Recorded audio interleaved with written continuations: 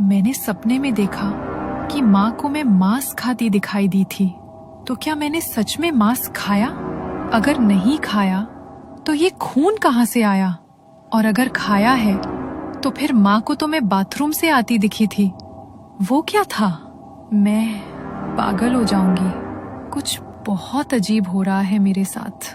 अपने हाथों पर खून देखकर रुचिका की भूख बिल्कुल खत्म हो चुकी थी। वो उठकर अपने कमरे की तरफ जाने लगी, लेकिन तभी उसकी नजर दरवाजे की चौखट पर टंगे नींबू मिर्च के टोटके पर पड़ी, जो अब काले रंग का पड़ चुका था। और उसके ठीक नीचे जमीन पर चमेली के फूल बिखरे हुए। मम्मा, जल्दी आओ, ये देखो, ये क्या हो गया? रुचिका की घबराई हुई आवाज सुनकर उसकी माँ तेज कदमों से उसके कमरे की तरफ आई। अब क्या हुआ बेटा? रुचिका ने कांपते हुए नींबू मिर्च की ओर इशारा किया। बीना ने जैसे ही देखा, उसकी सांसें थम सी गईं। हे भगवान, ये क्या हुआ? इसका मतलब हमारे घर में ऐसा कुछ तो है जिसके असर से ये टोटका काला पड़ गया है। लेकिन ऐसा क्या है माँ जिससे ये ऐसे झुलस गया? मुझे बहुत डर लग रहा है माँ, और बार बार अजीब ख्याल आ रहे हैं। ऐसा लगता है जैसे कोई मेरे आसपास है जो मुझे छूने की कोशिश कर रहा है। मैं अब यहाँ अकेली नहीं रहना चाहती माँ। आप बस पापा को बुला लो, हम यहाँ अकेले नहीं रह सकते माँ। बीना ने अपनी बेटी की ओर देखा और उसे भरोसा दिलाया कि डरने की कोई जरूरत नहीं है। उसने मन ही मन तय किया कि इस बार मामला कुछ गंभीर है। पति काम पर दूर थे, इसलिए उन्हें परेशान करना सही नहीं लगा। वो धीरे से उठी, गहरी सांस ली और अपने फोन की ओर बढ़ी। मन में एक ही ख्याल था, अब किसी जानकार की मदद लेनी होगी। उसने पंडित जी का नंबर मिलाया और पूरे घर में हो रही अजीब घटनाओं के बारे में बताया। रुचिका की तबीयत का अचानक बिगड़ना, उसका डरना और पूरे घर में चमेली की रहस्यमयी महक का फैल जाना। फोन के दूसरी ओर से पंडित जी ने गंभीर स्वर में कहा कि ये कोई सामान्य बात नहीं लगती। उन्होंने आश्वासन दिया कि वे खुद आएंगे और सब देखेंगे।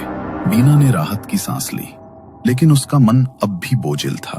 दोपहर के खाने के बाद पंडित जी उनके घर पहुंच गए थे। मैंने जो भी सामग्री कही थी वो सब आपने तैयार कर ली है ना? जी पंडित जी, सारी तैयारी हो गई है। गृह शांति के लिए हवन कर दीजिए। मुझे बहुत घबराहट हो रही है। पता नहीं, बार बार मन में ऐसा ख्याल आ रहा है कि कोई बहुत बड़ी अनहोनी होने वाली है। हिम्मत से काम लीजिए, जितना मुझसे बन पड़ेगा मैं अवश्य करूंगा। पंडित जी कुंड में अग्नि प्रज्वलित करते हैं और मंत्र पढ़ना शुरू कर देते हैं। तभी हवा का एक तेज झोंका आता है और हवन कुंड से आग की लपटें उठकर सीधा पंडित जी के कुर्ते में लिपट जाती है। पंडित जी के कुर्ते में आग लग गई थी, जिसे देखकर बीना और रुचिका बुरी तरह से घबरा गए थे। रुचिका अपनी जगह से उठने लगती है, तभी पंडित जी इशारे से उसे बैठे रहने का संकेत देते हैं और अपने कुर्ते का जलता हुआ हिस्सा फाड़ कर अलग कर देते हैं। पंडित जी लगातार मंत्र पढ़ रहे थे और मंत्र पढ़ते हुए उन सभी ने महसूस किया कि हाल में एकाएक तेज खुशबू फैलने लगी है और उसी के साथ एक एक करके कमरे में जल रहे बल्ब फूटकर जमीन में गिरने लगते हैं। चारों ओर तेज ठंडक का एहसास होना शुरू हो जाता है और उसी पल रुचिका का दुपट्टा उसके कंधे से उतरकर हवन कुंड में जा गिरता है। माँ, कोई है यहाँ?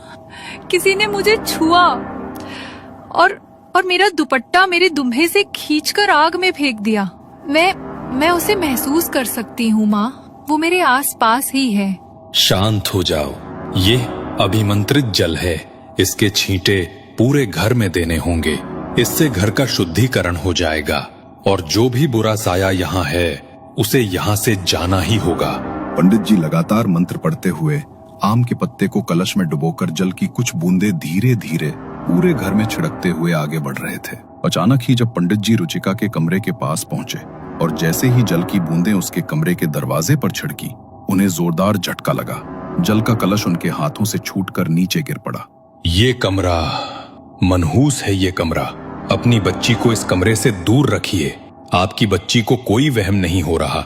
जरूर कुछ बहुत शक्तिशाली है आपके घर में, और वो जो भी है बार बार अपनी ताकत का एहसास दिला रहा है। आपकी बच्ची को खतरा है, बहुत बड़ा खतरा। लेकिन पंडित जी, आपके पास कुछ तो उपाय होगा। मुझे पूरा यकीन है पंडित जी, आप चाहेंगे तो हम इस मुसीबत से जरूर बाहर निकल जाएंगे। मेरे चाहने न चाहने से कुछ नहीं हो सकता, मैं सिर्फ प्रयास भर कर सकता हूँ, बाकी जैसी ईश्वर की इच्छा। पंडित जी बिखरे जल को वही छोड़ वापस अपने हवन कुंड के पास आते हैं और एक बार फिर से मंत्र पढ़ना शुरू कर देते हैं। माँ, वो देखो उधर सामने दीवार पर धुआं दिखाई दे रहा है, जैसे किसी ने अगरबत्ती जलाई हो। उधर ध्यान देना बंद कर दे बेटा और अपना ध्यान पंडित जी के मंत्र की ओर केंद्रित कर। वो जो कोई भी है, वो यही चाहता है कि तुम अपना ध्यान इस शांति पाठ पर ना लगाकर उसकी तरफ लगाओ। वो तुम्हें डराना चाहता है रुचिका, लेकिन तुम्हें डरना नहीं है। रुचिका की माँ अभी रुचिका की हिम्मत बढ़ा ही रही थी कि तभी अचानक कमरे में एक तेज आंधी